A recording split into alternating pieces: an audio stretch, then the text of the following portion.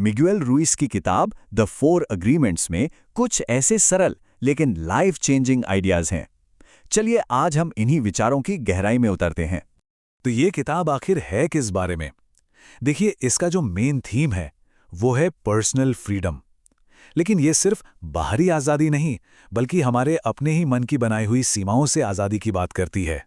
ये किताब बात करती है उन अदृश्य जंजीरों की जो हमें जिंदगी में पता है पीछे खींचती हैं, जैसे कि हमारे गलत विश्वास, सेल्फ डाउट और डर। लेखक बताते हैं कि हम सबने ना अपने साथ और दुनिया के साथ कुछ अग्रीमेंट्स या समझौते कर रखे हैं और अक्सर हमें इसका एहसास भी नहीं होता। इन समझौतों को समझना ही बदलाव की तरफ पहला कदम है। तो पॉइंट क्या है? पॉइंट ये है कि हम अपनी पुरानी नुकसान पहुंचाने वाली आदतों को पहचानें और उन्हें नई एम्पावरिंग आदतों से बदल दें, जो हमें सच्ची पर्सनल फ्रीडम की तरफ ले जाती हैं। तो अब सवाल ये उठता है कि आखिर हमें ये सब बदलने की जरूरत ही क्यों है?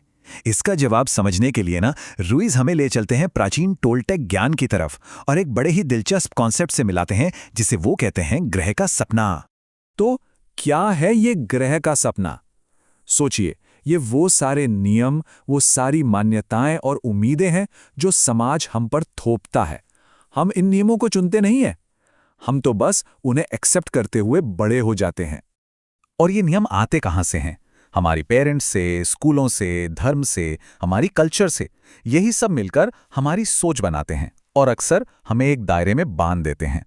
तो यहाँ एक बहुत बड़ा सवाल खड़ा होता है, क्या हम इन समझौतों से जो हमें बांधते हैं आज़ाद हो सकते हैं? रुइस कहते हैं बिल्कुल हो सकते हैं। हम नेगेटिविटी से अग्री करना बंद कर सकते हैं और सोचने का एक नया बेहतर तरीका चुन सकते हैं। और बस यहीं पर द 4 अग्रीमेंट्स एक बहुत पावरफुल टूल बनकर सामने आते हैं। ये हमें हमारे पुराने लिमिटेड सपने को तोड़कर एक नया खुशहाल सपना बनाने के लिए एक प्रैक्टिकल फ्रेमवर्क देते हैं। आप इन्हें खुद से किए गए 4 वादों की तरह समझ सकते हैं। तो ये हैं वो 4 सरल लेकिन बहुत ही पावरफुल प्रिंसिपल्स। पहला हमारे शब्दों की ताकत के बारे में है। दूसरा, हमें दूसरों की राय के बोझ से आज़ाद करता है। तीसरा, हमें गलत फहमियों से बचाता है। और चौथा, हमें खुद पर दया करना सिखाता है। चलिए अब एक एक करके इन्हें और अच्छे से समझते हैं। चलिए शुरू करते हैं पहले एग्रीमेंट से। और लेखक के हिसाब से ये चारों में सबसे जरूरी है। अपने वचन में दोष रहित रहें। इसका मतलब है अपने शब्दों का इस्तेमाल बहुत समझदारी से करना। शब्द बहुत शक्तिशाली होते हैं, वो किसी को हिम्मत दे सकते हैं और किसी को तोड़ भी सकते हैं। दोष रहित या इम्पेकेबल होने का मतलब है ईमानदारी, सच्चाई और दया के साथ बोलना। और मजे की बात यह है कि ये सिर्फ दूसरों से बात करने के लिए नहीं है, ये खुद से बात करने के तरीके पर भी लागू होता है। जरा इस स्लाइड को देखिए। मैं बहुत मूर्ख हूं कहने के बजाय जो एक डिस्ट्रक्टिव बात है, हम कह सकते हैं मुझसे गलती हुई है पर मैं इससे सीखूंगा। अपने शब्दों से खुद को एम्पावर करने का ये एक बेहतरीन एग्जाम्पल है। तो जब हम अपने शब्दों को संभालना सीख जाते हैं, तब हम दूसरे एग्रीमेंट के लिए तैयार होते हैं जो हमें बाहरी दुनिया के असर से बचाता है। दूसरा एग्रीमेंट, किसी भी बात को पर्सनली मत लो।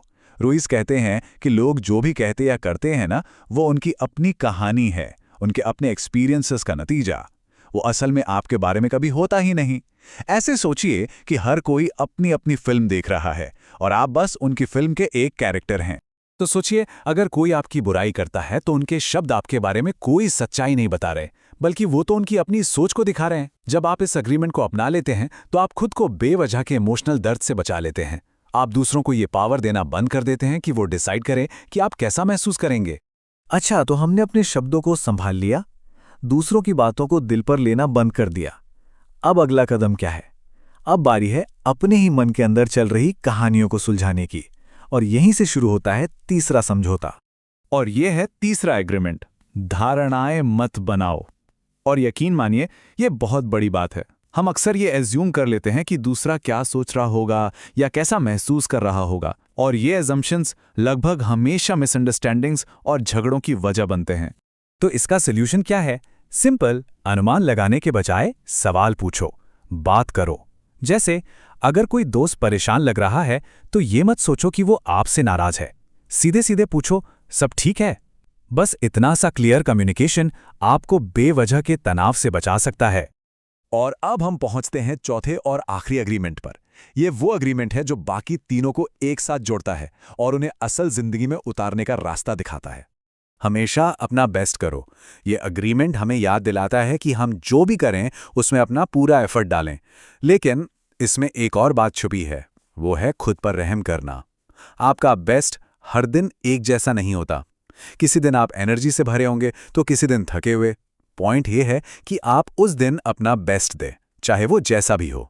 तो ठीक है, अब हम इन चारों एग्रीमेंट्स को जान गए हैं, पर सवाल तो ये है कि इन्हें अपनी लाइफ में प्रैक्टिस कैसे करें। चलिए अब इस पर बात करते हैं। और देखिए ये कितनी खूबसूरती से एक दूसरे से जुड़े हुए हैं।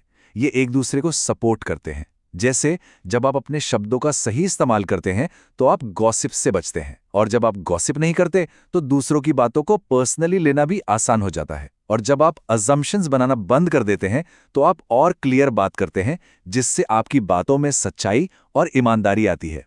देखिए, इन एग्रीमेंट्स को प्रैक्टिस में लाना कोई एक दिन का काम नहीं है।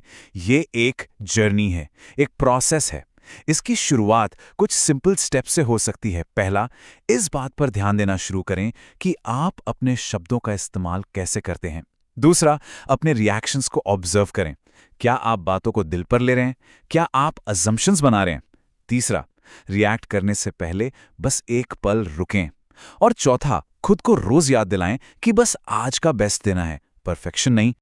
और आखिर में ये चारों एग्रीमेंट्स हमें एक ही मंजिल की तरफ ले जाते हैं, जो इस किताब का सबसे बड़ा मैसेज है, सच्ची अंदरूनी आज़ादी।